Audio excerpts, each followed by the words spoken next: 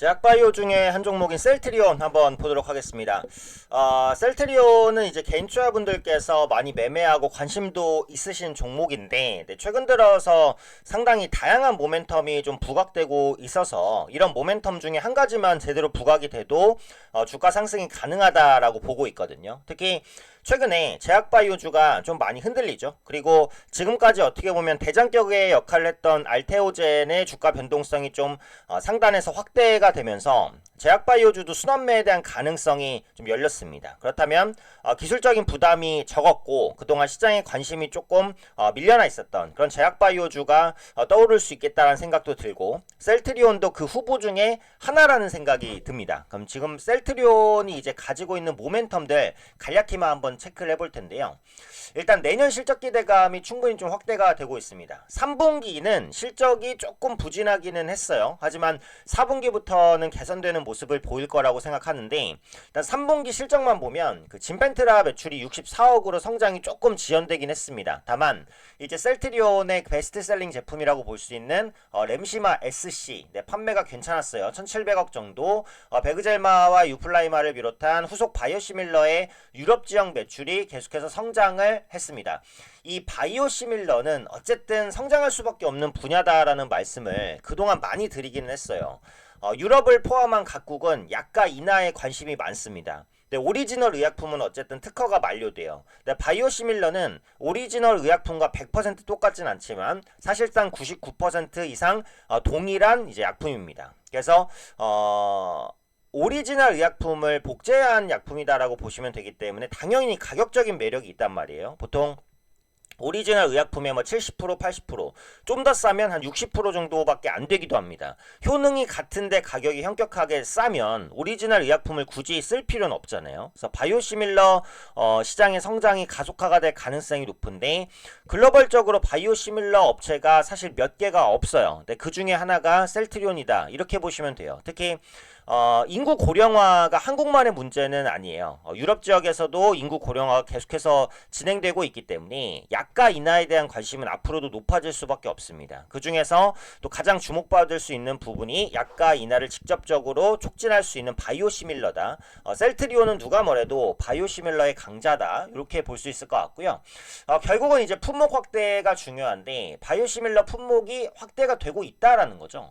지금은 이제 한 6개 정도 품목이 되는데요.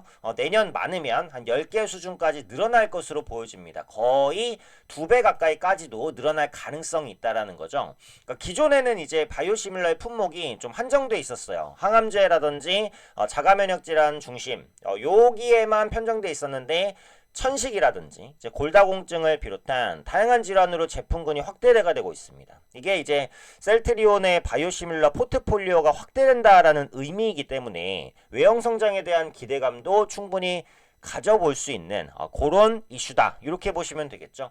일단 진펜트라 매출 보시면 꾸준히 계속 성장을 하다가 3분기에는 조금 주춤하긴 했습니다. 근데 이제 진펜트라 매출이 여기 선에서 유지되다가 조금만 우상향 해줘도 긍정적일 것 같은데, 그 다른 이제 제품들이 만회를 좀 해주고 있기 때문에 나쁘진 않아요. 일단 4분기에 진펜트라 매출을 확인할 필요 정도는 있다, 이렇게 보시면 될 것 같고, 셀트리온은 이제 파이프라인이 또 풍부한 업체이기도 합니다. 그래서 지금 이제 개발 현황, 바이오시밀러 부분을 보시면 자가면역 질환 부분, 황반변성, 천식, 그 다음에 골다공증, 비소세포 폐암까지 다양한 이제 그 포트폴리오를 보유하고 있는 것을 확인할 수가 있습니다. 개발 영안도 보시면 임상 3상 IND, 3상 IND 허가 신청 승인도 많고요. 3상 진행 중에 들어가 있는 것들도 많습니다.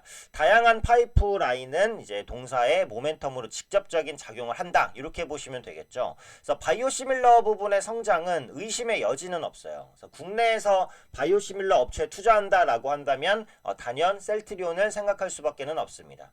두 번째로 주주환원인데, 금일 이제 장전에 나온 이슈죠. 1000억 규모의 자사주 매수 공시가 나왔습니다. 요게 이제 내년 2월 21일까지 장내 매수 방식인데, 셀트리온의 시가총액이 크죠. 시가총액 대비해서 1000억 원은 얼마 안 되는 금액이기는 해요. 다만 주주환원에 대한 의지를 드러내고 있다라는 게 긍정적입니다. 특히 제약바이오주 중에서 자사주 매입을 하는 제약바이오주가 많지는 않아요. 근데 그 중에 하나가 셀트리온이니까 충분히 플러스 알파적인 관점이죠. 물론 요즘에는 이제 자사주 매입만으로는 부족하고 자사주 매입 후 소각까지 진행이 돼야 되기는 합니다만 그건 이제 좀 더 지켜볼 일이고 어쨌든 자사주 매입 자체는 좀 긍정적일 수 있다. 이렇게 이제 생각을 합니다.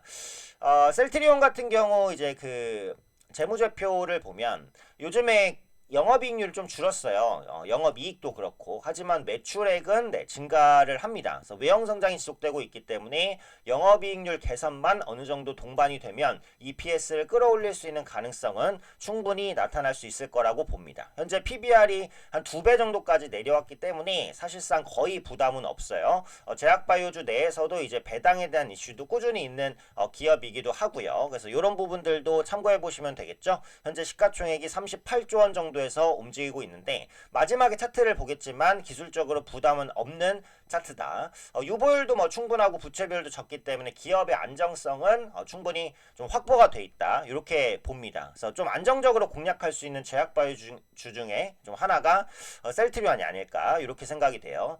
마지막으로 이 부분인데 연내 별도의 독립적인 자회사를 셀트리온에 설립해서 뭘 추진하죠? CDMO 사업을 추진할 예정입니다.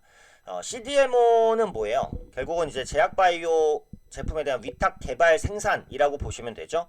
요게 반도체로 따지면 파운드리 같은 겁니다. TSMC 같은 거죠. 이렇게 반도체를 만들어 주세요 라고 하면 그렇게 만들어 주잖아요. 근데 CDMO도 이런 바이오 약품을 만들어 주세요 라고 이제 주문을 받으면 그 주문을 받아서 이제 통과를 시키고 만들어 줍니다. 국내에서 이거를 강력하게 지금 잘하고 있는 업체가 어디죠? 삼성바이오로직스입니다. 삼성바이오로직스는 CDMO 모멘텀으로 인해서 주가가 한 템포 크게 상승했던 전력이 있죠.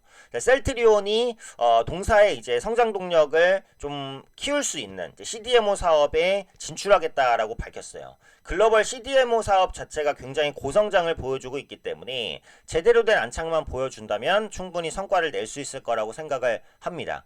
그래서 내년부터 이를 위한 본격적인 설비 증설과 영업 활동에 나설 계획이다라고 밝히고 있고요. 현재 생물보안법이란 이슈가 있기 때문에 요건 긍정적이다라고 볼 수 있을 것 같고 그럼 착공 가동까지는 4년 정도 필요할 것 같아요. 그래서 CDMO 부분이 매출에 반영되려면 최소한 5년 이상은 걸린다라고 봐야 되겠지만 어쨌든 이제 제약바이오주는 꿈을 주는 업종이잖아요. 그래서 꿈을 줄 수 있는 요소들이 풍부하다 이렇게 보시면 되겠습니다. 그래서 첫 번째는 이제 바이오시밀러 부분의 꾸준한 성장, 품목 확대, 외형 성장 요 부분이고요. 셀트리온의 주요 매출이라고 보시면 되겠죠. 두 번째로 풍부한 파이프라인과 자사주 매입을 통한 주주환원 가치 제고 그리고 CDMO 사업에 대한 신규 진출 요 부분까지 체크를 해보시면 셀트리온의 최근 모멘텀은 거의 다 가져가시는 거다라고 생각을 합니다. 마지막으로 차트 볼게요. 자, 셀트리온 주가를 길게 보시면 2021년부터 계속해서 하락을 하고 지금은 거의 하단 박스권에 좀 갇힌 모습이에요. 최근 이제 상승 시도가 조금 있기도 했지만 여전히 이제 박스권이고 현재 박스권 하단을 살짝 이탈해 있는 상황입니다. 16만 원대를 웬만하면 훼손하지 않을 거라고 보기 때문에 바닥에 대한 확인은 일정 부분 됐다라고 생각이 돼요. 그리고 앞서 말씀드린 대로 지금 제약바이오주의 사실상 거의 이제 대장경 역할을 한 알테오젠의 주가 변동성이 고가에서 커지기 때문에 기술적 부담이 없는 제약바이오주로 순환매가 돌 수 있는 가능성이 있다라고 말씀드렸어요. 그에 따라서 셀트리온이 선택될 가능성도 있다라고 보고 있습니다. 그래서 이런 부분들을 복합적으로 봤을 때 현재 주가 17만 원대는 매력적인 주가라고 생각이 되니까 향후 나오는 추가적인 이슈들 꾸준히 체크하시면서 셀트리온의 흐름도 좀 관심 있게 보시면 좋을 것 같고요. 또 이 종목이 좀 무거워요. 한 번에 빨리 치고 올라가는 종목은 아닙니다. 그래서 보유하고 계신 분들은 좀 지루하실 수도 있는데 그런 지루함을 이겨내고 좀 보유하실 만 하지 않나 이렇게 생각이 됩니다. 시장이 무너지지 않는다면 16만 원대에는 지지 라인이 좀 강하게 형성되지 않을까 이런 기대감을 한번 가져보고요. 이 종목의 매물대는 19만 5천 원부터 20만 원까지 있습니다. 그죠? 그래서 이 부분에서 물리신 분들이 많기 때문에 매물이 됩니다. 그래서 1차적으로는 한 19만 5천 원 정도를 노려보시자. 대신 이제 빨리 움직이는 종목은 아니기 때문에 보유하고 계신 분들은 조금 여유 있는 시각으로 보셔야 되는 그런 종목이 아닐까 이렇게 판단됩니다.